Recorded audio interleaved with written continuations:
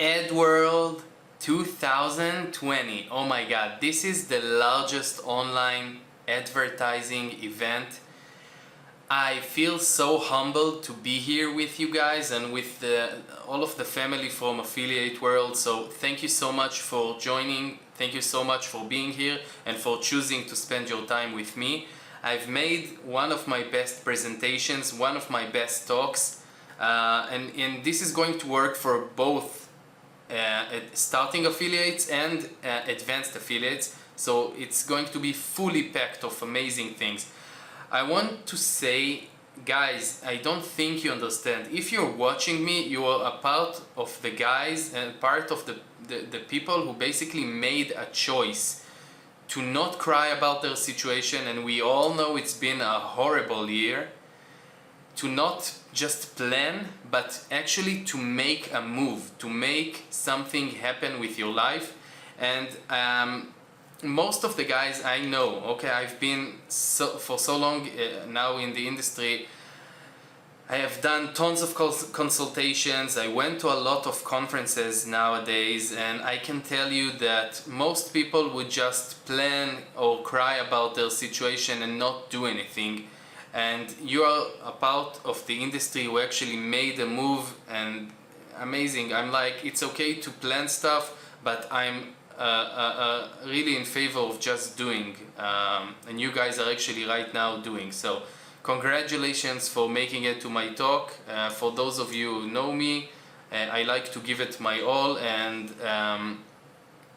hopefully you can take as much as you can from my talks. So let's start. Okay, so we're gonna talk about the Wolf's low budget Google Ads campaign structure that's built for scaling. Okay, that's something really important, the fact that it's built for scaling, and we're gonna talk about it soon, because a lot of these campaigns, when they work, they get stuck with positive ROI but really no option of scaling. So we're gonna talk about how to build it in a way that it's scalable. Who is this talk for? This talk is for, in general, affiliate marketers. People who are product owners would benefit from this talk also, but it's mainly for people who are either launching their brands or anyone who just wanna run a solid Google Ads campaign that's basically without a lot of risk, getting the low-hanging fruit and scaling from a really easy position. So for those of you who don't know me, I have an agency, I'm an affiliate, I'm also a business owner. I have a bunch of companies that are doing a bunch of stuff, from a vitamin and supplements thing to actually running people's campaigns. I do a lot of online consultations. Something like 3 years ago almost, I opened up my first offline business, which is a fitness center that's called Boost Fitness Center from Israel. And that's what's really crazy about me, that I'm actually the geek who sits around in the computer and actually is running the campaigns and stuff. My personal story, for those of you again who don't know me, I grew up in Jerusalem, which is the second poorest city in Israel. My family didn't really have a lot of money to begin with, and we got to a situation, I think I was something like 20 years old, when I actually heard my mother tell her sister that it's the middle of the month and we don't really have money to buy food. She asked for help actually. From that point on, I drew a line in the sand and I decided that I'm going to become a millionaire by the time that I get to 30 years old. I didn't really know at the time that it's going to only take me something like 10 months. I started working at a digital media agency.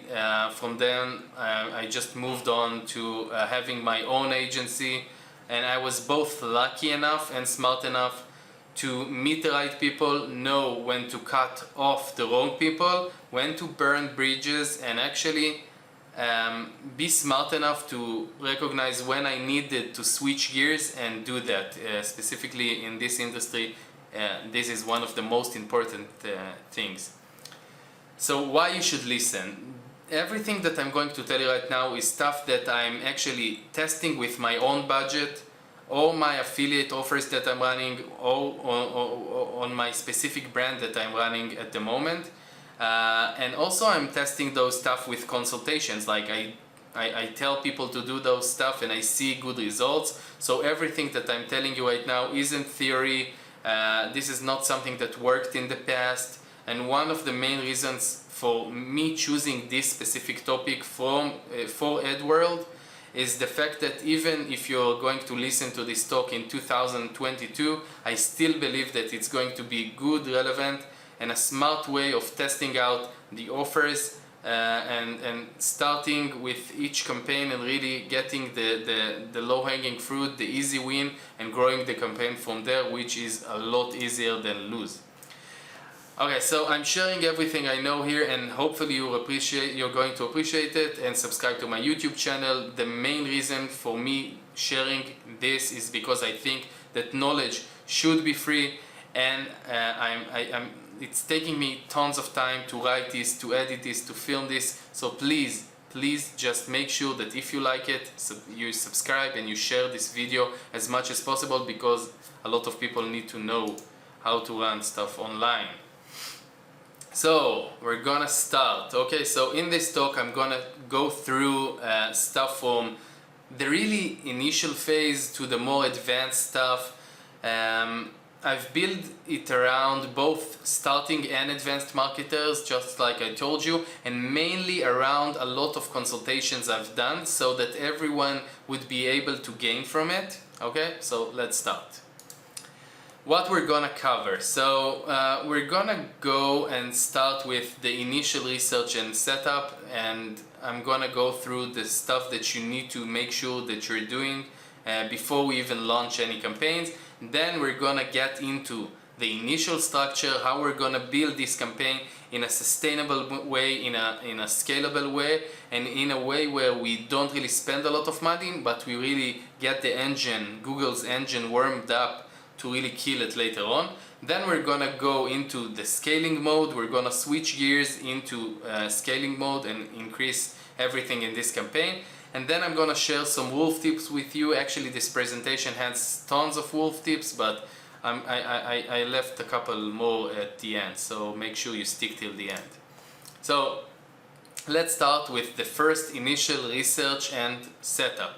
Okay, so the first part might not be as long as you expect, but just like any setup phase, we need to make sure that we do it properly. Okay, we need to open up an Excel file, write down who specifically is our competitors, what generic keywords we want to maybe use, Google's keyword planner, but we need to know specifically what we're focusing on. And specifically for this structure that we're building, we're looking every time that I'm going to tell you about a list that we need to build, some keywords that we need. We're looking for 20 to 50 keywords that are going to have the biggest value in terms of like quality and in terms of volume. If you're gonna just choose some keywords because you need to fill 50 keywords, this isn't going to work. This is our seed audience for a lot of the campaigns. Make sure that you really notice that. Okay? So who are our competitors? What branded keywords and generic keywords? And are there any keywords we should maybe focus on? Okay, so let's see. Just for example, I just made this table that we can, let's say we're running a protein bar offer, and we're gonna both actively search and also use Google's keyword planner to create a table with basically relevant keywords. So we have our competitors, brand, and generic keywords. Okay? So when we're doing competitors, we'll just write down the names of them, and if we don't have 20 or 50 competitors, what we're going to do is use the keyword planner for each competitor and just add a longer type of search term. And this is really important because if you don't get 50 keywords in here, the campaign isn't going to run, or you're gonna get really bad quality. So we need to make sure that those 50 keywords are both high quality and also they have high volume. Okay, and sometimes you don't have a lot of volume with competitors or with your own brand or the offer that you're running, but you still need to make sure that you get the best keywords in terms of that. So having said that, don't get any keyword just because you need to get at least 50 keywords. Again, I promise to you that you'll be able to find 50 good keywords. Okay, so if we're talking about competitors, I just wrote down a couple of examples. When we're talking about branded keywords, we just need to take keywords of our brand for like what other people are looking for in other brands. So usually it's going to be something like reviews, comparison, keywords, etc. Stuff like that. Just make sure that you do that and not write like really bad keywords and stuff like free and stuff like that. And again, in here with the generic keyword list, we're gonna do at least 50, if not more. The generic keyword list should be the easiest part here. Don't forget we need high quality keywords, and as this is going to be our main seed audience, so you really don't want to mess this part up, okay? I see a lot of people just run campaigns, they tell me, oh my god, this doesn't work, and then I go and look at the seed keyword list and it's total garbage. So make sure that you do that. Okay, so the next part, I've divided this one into a must and an optional part, okay? The next part would be everything related to audiences. So let's start with the must parts. And again, we're building everything here so we'll both be able to manage the campaign easily and scale it moving forward. We need to make sure that it's scalable, because a lot of campaigns that we're gonna build aren't going to be scalable even if they are positive ROI. So the must part includes the creating segments correctly in the audience manager, creating negative keyword lists, creating custom intent lists, and the optional part is sharing audiences between accounts if you guys have other accounts with a similar audience that's relevant for that campaign. Maybe you ran a really similar product in the past. And also uploading audiences. If your account has spent enough, you can upload some stuff. We're going to talk about it in a second.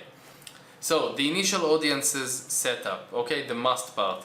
Creating segments correctly in Audience Manager. So for those of you who already know me, you know how much I love segmenting audiences, and this would play a big role in helping us manage the account, but also with scaling later on. So we need to create audiences for each part of the way, and for each number of days. So if we're gonna just run a generic offer like any other affiliates, we usually have a lender and an offer, okay? So what we're gonna do, and this is the first wolf tip that I'm going to share with you guys tonight, that if you're running campaigns to the same offer through multiple platforms, you need to make sure that you tag all traffic and set up audience segments with that specific URL and that UTM tracking tag, so you will be able to both exclude and observe those audiences later. Okay, this is going to be such a big tip if you haven't done it yet, because it's going to help you cut a lot of the retargeting and remarketing costs if those audiences aren't converting, and it's also going to help you understand which traffic or which segment and platform really works and what works for which traffic source. So if you want to hear more about that, I have a specific video in my YouTube channel dedicated just for that. Make sure that you watch it. So what we're gonna create here is a 7, 14, 30 days and a 90 days, sometimes even 180 days, which I think is the maximum with Google. Retargeting segment lists just for people who visited our lender, for example, and also for people who converted. So for each type of audience that you have, you're gonna create a 7, 14, 30 days, 90 days, and 120 days, okay? My second wolf tip for you guys would be that if you only have two types of audiences, you need to always be creative in terms of thinking what else you can do. For example, maybe try placing a Google Tag Manager in your pre-lender or advertorial page, and that would help you easily segment and distinguish the good traffic from the bad traffic just by firing another event, another pixel event for when someone, for example, stays for more than 5 seconds inside your advertorial page. And then you can exclude those people who have spent less than 5 seconds, and that would save you tons of money with just like narrowing down your remarketing audience and making sure that you really hit the really good audience, not the garbage type of clicks that you might be getting, and you're gonna get them from any type of traffic source. The second part with initial audiences setup, the must part would be creating negative keyword lists. Okay, so if you don't really know what's bad in terms of like what negative keywords list, then I just suggest that you create a list of just generic keywords like free, scam, and the other negative keyword lists that you're gonna have would be your competitors and your generic lists that you've done the research before, and for each one there needs to be at least an exact match list.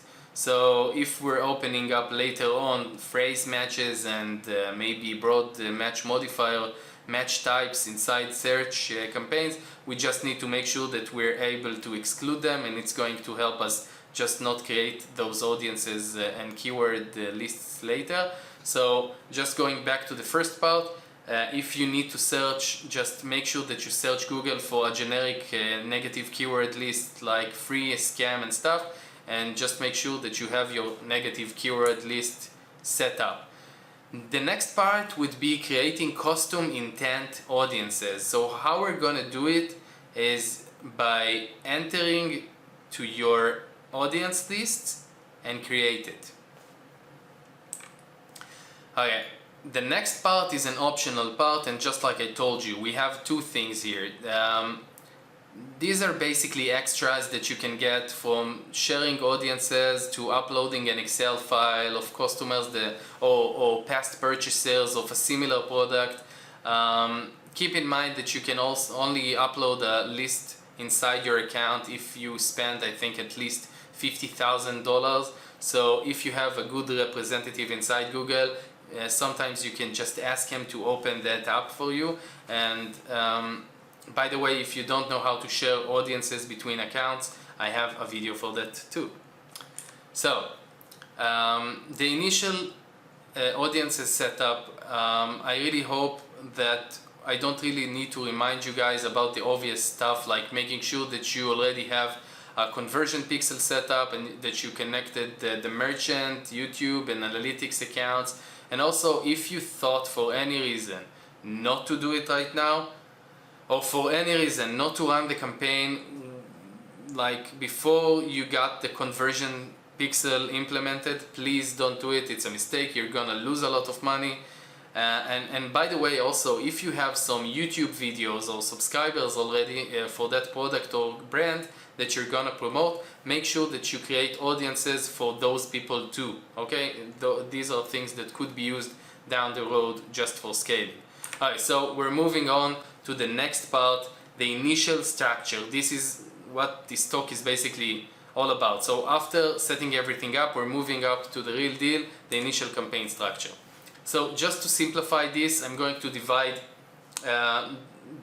the campaign structure into 4 main networks and start the drill down from there. I hope you are not really overwhelmed.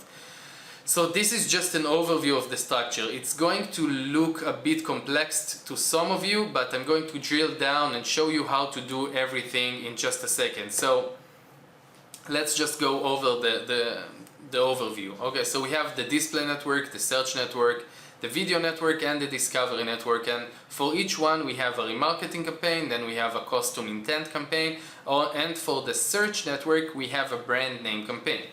We have a keywords based campaign and a competitor based campaign for the search network, and then we have some spatial campaigns like Gmail remarketing and generic just like a generic search campaign. So let's break it down, okay? So the first set of campaigns is nothing special really. We're gonna run an all visitors audience.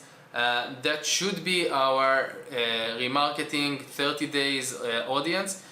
What I want you to remember is that we need to get new and fresh creatives for each network. Okay, so when you approach someone for the second time, you can't show him the same creative, and you can't approach the same person with the same creative he saw being just a top of the funnel cold audience. Okay, so if with the first creative I told you, hi, my name is this and that, I'm selling that, this and that, this is the offer. The second creative could be something more salesy, it could be something more pushy, it could be a sale, a promotion, anything like it, but you don't wanna copy the old creatives from the old campaigns. And what I want you to do, even though I told you that the main targeting here is a 30 days, just like audience, retargeting audience, I want you to also observe, meaning add to the observation lists inside your campaign under audiences, just add the 7 days, the 14 days, the 90 days. I just want to see how many of those people convert and how they react, okay? So again, creative wise, we want to offer something else, create urgency. Just don't tell them again what you're doing. Moving on, we have custom intent campaigns that we're gonna create 3 campaigns, one for each list. One for people who search our brand name, one for people who search for our competitors, and one for people who are searching for really long tail specific products and services that we sell. And we're gonna do it on the display, video, and discovery network, okay? The other campaign is a generic search brand campaign. Nothing much to say about this one. It's going to be a campaign with our brand name. If your name is generic, I'd run an exact match campaign, and if you have a non-generic name, then I would do a phrase match campaign. So for example, if your brand name or the offer that you're promoting is a product that's called Snore, don't run anything but an exact match campaign, because you want to really get the core, the seed audience. Moving forward, with keywords campaigns based on this structure, I'd love to keep it simple and narrow and open up just one campaign just to begin with, and choose whatever small and really narrow list of keywords that you got and run a campaign just for that. Just don't forget, we don't want to make it too small or too generic. We'll just get the right traffic we're looking for by narrowing it down to specifically what we're looking for. The other campaign, also not really a special campaign, we're talking about our competitors with a phrase match only campaign, the same list that we created earlier that we researched for. A Gmail remarketing campaign, we're going to talk about it in a second, and essentially we have also a generic keywords campaign. Moving forward, after we set up that campaign, we're running it, we're spending money, and we're just like starting to optimize, kill some keywords, add some keywords, maybe block some genders, maybe block some genders or ages or specific placements that we have, and we want to move on to the next phase. Okay, so this is really what this structure is all about. The first part is just about getting those initial conversions, just getting those initial clicks and conversions and warming up the campaigns and pixels. And now we're moving on to the second gear, okay? And we're gonna talk about scaling, okay? So here we have we're just going to add and change a bunch of campaigns, and here's the full list of changes that we're gonna make. The first one would be just targeting expansion. We're gonna talk about it in a second. The second one is smart campaigns that we're gonna add. We're gonna also do a broader search match type or keyword lists. We're gonna make the discovery campaigns a bit broader. Also this goes to the display and YouTube campaigns. We're gonna have an insights-based in-market audiences that we're gonna expand our campaigns through, and we're gonna use Gmail keyword lists, okay? So this is the updated table. We have a couple of changes, and you can see how we've made a bunch of changes. So this is how it's going to look when we finish building the second phase of the structure. We've added a couple of new campaigns, we've added a couple of old campaigns to new settings. So with the display remarketing campaign, we've opened up targeting, we're gonna open up targeting expansion. So that's the thing, that when we open up a campaign, with a really narrow approach like this, we need to close it, and maybe I should have said it before, but yeah, we need to close it. And now, once it started converting, especially if it's a remarketing campaign, and I can't tell you how much money this tip made me. This specific strategy where I open up a remarketing display campaign, for example, and then I just change it and open up once it starts converting and once it has enough conversion data into a really aggressive, more type of like targeting expansion. And this is going to get you so much and so many good, fast and quality traffic just because the algo already knows who's converting in this campaign. So this is a big shortcut, and that's going to work a lot of the time. So a lot of people miss where you really edited it and where you add the targeting expansion. So here's how you do it. You first choose the ad set and not the campaign. Then you're gonna click on settings and edit the group targeting. And in here you are going to have targeting expansion, and you can just change it.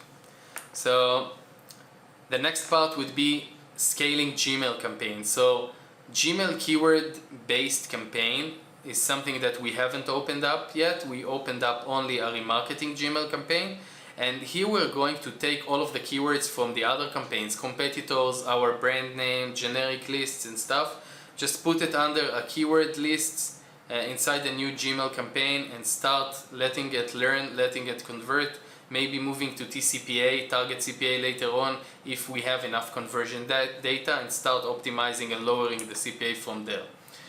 So the next part is smart campaigns, and smart campaigns could be a display campaign, it could be a lot of campaigns, but the biggest reason for using a smart campaign is that if you already ran your campaigns for a while, you should have an option that's opened up for you to just pay for conversions. This is one of those campaigns that are just a hit or miss because it could get you a lot of traffic you wouldn't normally test out, and you can start getting a lot of conversions, and it's going to be a really back-to-back situation.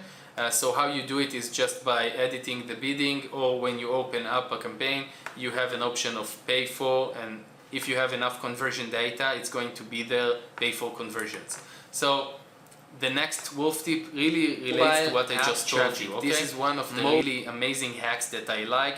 Most of you guys are going to open up a display campaign and then exclude mobile apps, which is something I've said a lot in the past, because if you're not going to do it, you're going to have a lot of really bad traffic.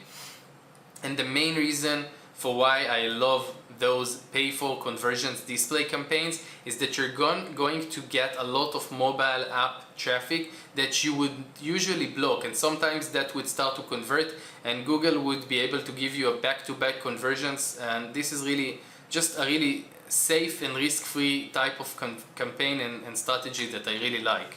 So once you have that feature opened up, make sure that you do it.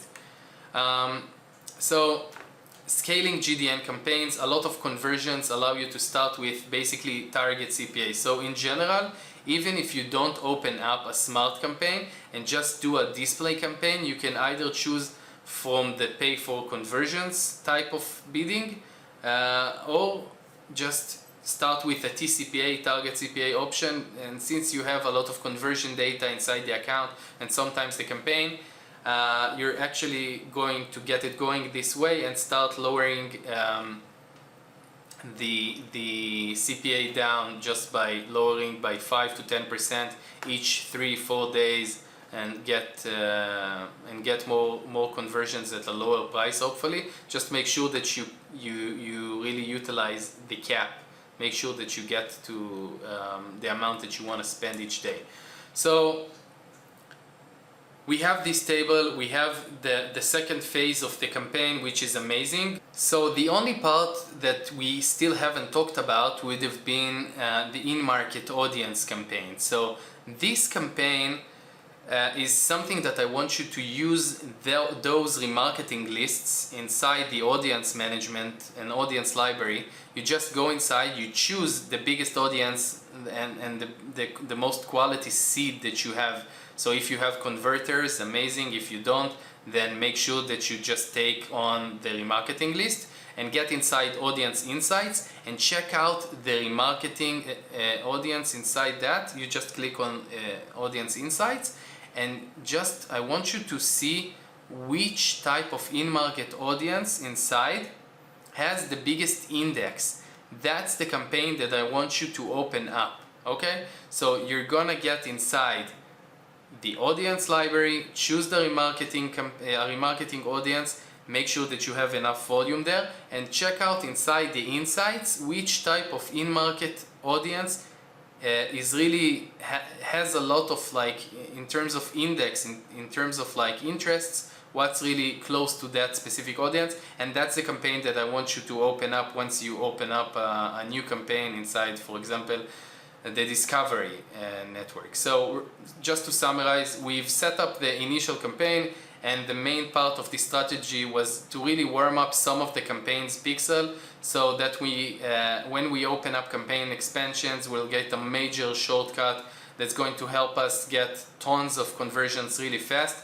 We waited a bit to get some info, to get some conversions, and then we scaled the shit out of this campaign, utilizing those conversions inside those campaigns that we got. Let me leave you guys with some wolf tips to end this presentation. I already gave you an amazing set of wolf tips this talk, but I want to leave you with two major wolf tips to take on. The first one is going to be a GDN campaign, and the second one is going to be just something that I talk a lot about on my consultations, and it's going to help you guys as affiliates. So the wolf tip: run of network campaigns. I know a lot of you guys are really into really targeting, like really narrow laser targeted stuff, but you should definitely test, at least when you start scaling up that campaign, a run of network campaign on Google. The downside is that it might take a lot of time, sometimes even 2 weeks, for the system to really optimize properly. But once it gets there, you'll be able to optimize according to the target CPA and get a lot of GDNs, amazing ocean of traffic and conversions.